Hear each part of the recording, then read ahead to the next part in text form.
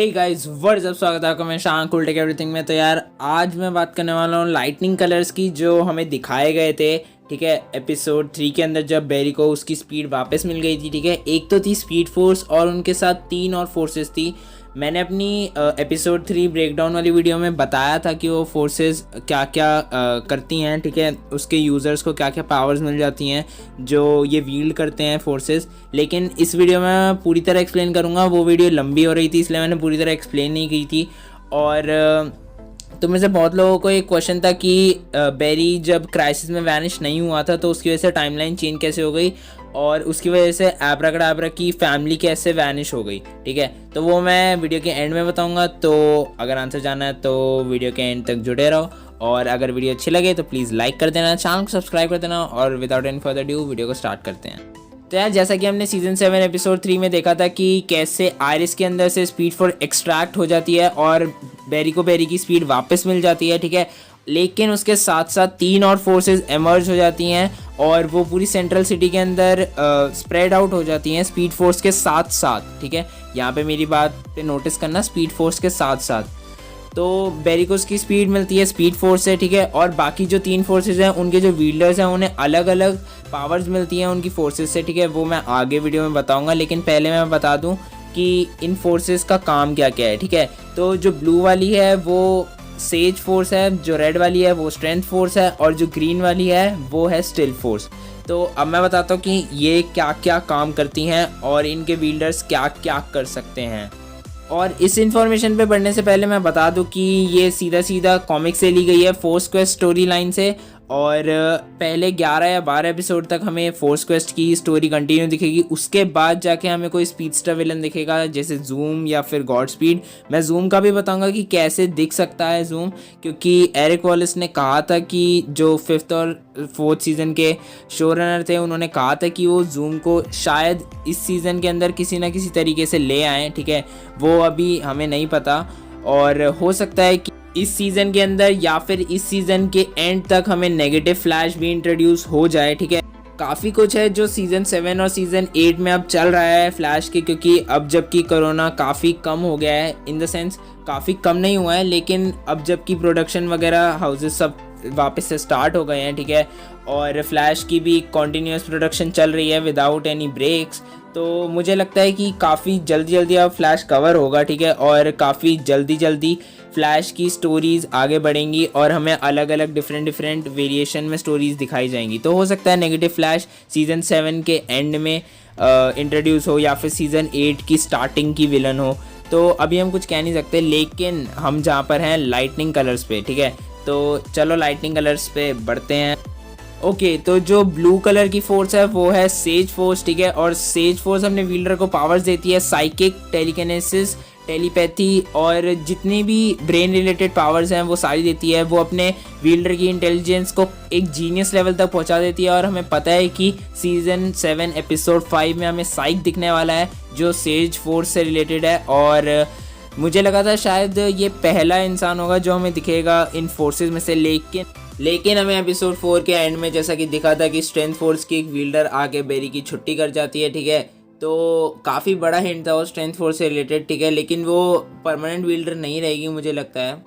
और उसके बाद आती है स्टिल फोर्स जो कि है ग्रीन कलर वाली। तो स्टिल फोर्स अपने विल्डर को पावर्स देती है टाइम को स्लो करने की। ठीक है, और जो बेरी की पावर्स हैं वो ऑफ कोर्स टाइम को स्लो करना है, लेकिन जब बेरी फास्ट रन करता है तब वो टाइम को स्लो कर सकता है। और ये पावर्स हमने सीज़न 2 और सीज़न 6 के अंदर देखी थी, जो कि थी टर्टल और टर्टल 2.0 के अंदर। ठीक है, तो यार इनमें एक ही डिफरेंस है कि जब बेरी फास्ट रन करता है तब वो टाइम को स्लो कर पाता है, लेकिन ये टाइम की पावर्स को न्यूट्रलाइज कर देती हैं। मतलब जैसे बेरी की पावर है तेज़ भागना। ठीक है, तो वो ऑफ कोर्स अगर बेरी इनके आसपास भी आता है तो वो बेरी की पावर्स को न्यूट्रलाइज कर देंगी और बेरी काफ़ी धीरे भागने लगेगा, जैसा कि सीज़न 2 और सीज़न 6 के अंदर हमने देखा ही था। तो मुझे उतनी एक्सप्लेन करने की ज़रूरत नहीं है क्योंकि ये हमने पहले भी देख रखी है। और अगर आप लोग मुझसे पूछोगे कि सबसे ख़तरनाक फोर्स कौन सी है, तो स्पीड फोर्स के लिए सबसे ख़तरनाक फोर्स स्टिल फोर्स है, क्योंकि ये ऑफ कोर्स बेरी की पावर्स को न्यूट्रलाइज कर सकते हैं और बेरी इनके सामने कुछ नहीं कर सकता है। बस अगर दिमाग लगाए तो वो काफ़ी कुछ कर सकता है और उसके साथ टीम फ्लैश है, तो मुझे नहीं लगता कि उसको और किसी चीज़ की ज़रूरत है। ठीक है, उसके बाद हम आते हैं उसके बाद बात करें अगर स्ट्रेंथ फोर्स की, तो स्ट्रेंथ फोर्स अपने विल्डर को सुपर ह्यूमन स्ट्रेंथ देता है, ठीक है, जैसा कि इसका नाम ही बता रहा है कि ये स्ट्रेंथ फोर्स है, ठीक है। और सुपर ह्यूमन ड्यूरेबिलिटी देता है और इम्यूनिटी देता है, जैसा कि हमने देखा था कि वो हर चीज़ के इम्यून है और एंटी मैटर बॉम्ब भी उसका कुछ नहीं बिगाड़ पाया था, ठीक है। तो यार ये फोर्स भी काफ़ी डिफ़िकल्ट हो सकती है बैरी के लिए लड़ना, मतलब जो इस फोर्स के विल्डर हैं उनसे लड़ना बैरी के लिए काफ़ी डिफ़िकल्ट हो सकता है, लेकिन मुझे पता है कि वो कर ही लेंगे कुछ ना कुछ जुगाड़, जैसा कि हमने सीज़न 2 के अंदर देखा था कि उन्होंने एटम स्मैशर की पावर्स को न्यूट्रलाइज कर दिया था, ठीक है। तो अगर बात करें यहाँ पे कि कौन सी स्ट्रेंथ ज़्यादा पावरफुल है और कौन सी कम पावरफुल है, ठीक है, तो यार यहाँ पे तीनों ही बैरी के सामने काफ़ी ज़्यादा पावरफुल हैं, क्योंकि इन तीनों के विल्डर्स स्पीड फोर्स से काफ़ी अलग पावर्स देते हैं उनके विल्डर्स को, ठीक है, और वो तीनों ही पावर्स काफ़ी ख़तरनाक है। एक बारी को मैं मान लेता हूँ कि स्ट्रेंथ फोर्स से लड़ना फिर भी एक बारी को बैरी के लिए ईजी होगा, लेकिन साइकिक पावर्स, टेलीकिनेसिस और टेलीपैथी, इन सब से लड़ना काफ़ी मुश्किल होता है, जैसा कि हमने देखा है प्रोफेसर एक्स से लड़ना कितना मुश्किल है। और अगर बात करें स्टिल फोर्स की, तो यार स्टिल फोर्स तो बैरी की पावर्स को ही न्यूट्रलाइज कर देंगे। तो मैं जानता हूँ कि शो के अंदर किलर फ्रॉस्ट और सिस्को या मैं बोलूँ मेका वाइब है, ठीक है, जो कि पोटेंशियल रखते हैं स्टिल फोर्स से लड़ने की, लेकिन देखो टाइम सबके लिए स्लो होता है, तो वहाँ पे उनका भी कोई चांस नहीं है। तो मेरे को लगता है कि शायद सबसे मुश्किल इनके लिए स्टिल फोर्स और सेज फोर्स ही होगी, ठीक है। और बात करें कि जूम कैसे आ सकता है इस सीज़न के अंदर, तो यार पोस्ट क्राइसिस के बाद सबके ओरिजिन्स चेंज हो गए हैं, ठीक है, हर चीज़ चेंज हो गई है। और हमें सिस्को ने जो एक्सप्लेन किया था सीज़न 6 के अंदर, तो उसके अंदर कहीं पे भी जूम का जिक्र नहीं था, ठीक है, और ना ही जूम के बारे में कोई बात हुई है अभी तक। तो मेरे हिसाब से जूम शायद अभी तक बैरी और बैरी की टीम से लड़ा ही नहीं है। इन अ सेंस बैरी को पता है कि वो उससे जूम से लड़ा है, लेकिन जूम अभी तक बैरी से नहीं लड़ा है। और जबकि स्पीड फोर्स भी उन चारों फोर्सेस में से एक थी, तो उन्होंने काफ़ी लोगों को आराम से पावर दी होगी स्पीड फोर्स ने, जिनमें से एक गॉड स्पीड होगा, जिनमें से एक रिवर्स फ्लैश होगा, जिनमें से एक होगा जूम, ठीक है।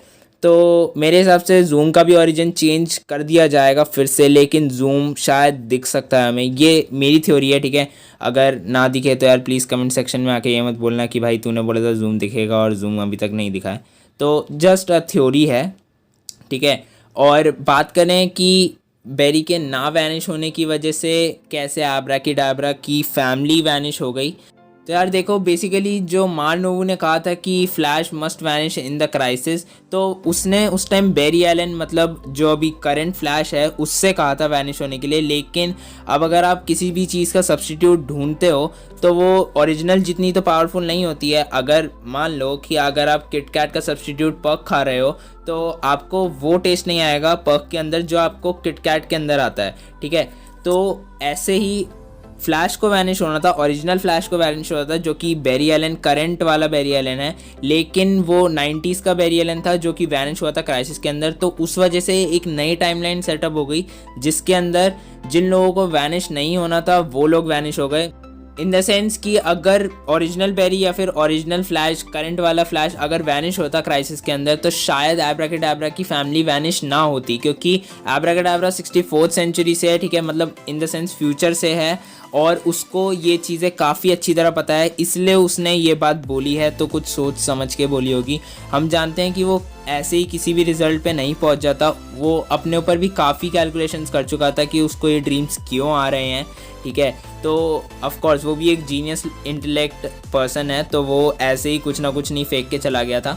तो यही था क्वेश्चन का आंसर। और एक चीज़ और थी, अगर तुम लोग सोच रहे हो कि हैरिसन वेल्स कब वापस आएगा, तो यार देखो मुझे लगता है कि एपिसोड 5 के अंदर हैरिसन वेल्स वापस आ सकता है, क्योंकि एपिसोड 5 के अंदर हमें सेज फोर्स दिखाई जाएगी, ठीक है, और सेज फोर्स का विल्डर दिखाया जाएगा जिसका नाम है साइक, और उसके पास टेलीपैथी, टेलीकिनेसिस और ग्रेट लेवल इंटेलेक्ट है, ठीक है। और मुझे लगता है कि शायद एक ही जीनियस लेवल इंटेलेक्ट का पर्सन है जो टीम फ्लैश के पास है। मैं ये नहीं कह रहा कि सिस्को के पास कम इंटेलेक्ट है या फिर सिस्को डफर है या डम है, मैं ऐसा नहीं कह रहा।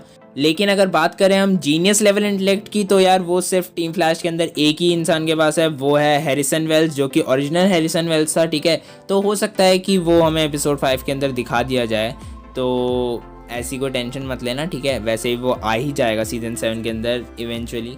तो यार मुझे बताना कमेंट सेक्शन के अंदर कि तुम्हें फोर्स क्वेस्ट की स्टोरी लाइन समझ में आई या नहीं आई, ठीक है। और अगर वीडियो अच्छी लगी हो तो प्लीज़ लाइक कर देना, चैनल को सब्सक्राइब कर देना, बिना सब्सक्राइब करे कहीं मत जाना, ठीक है। और अभी तक जितने भी लोगों ने सब्सक्राइब किया उनको अ बिग थैंक्स, ठीक है, जितने भी लोग हमारे साथ जुड़े हैं अभी तक।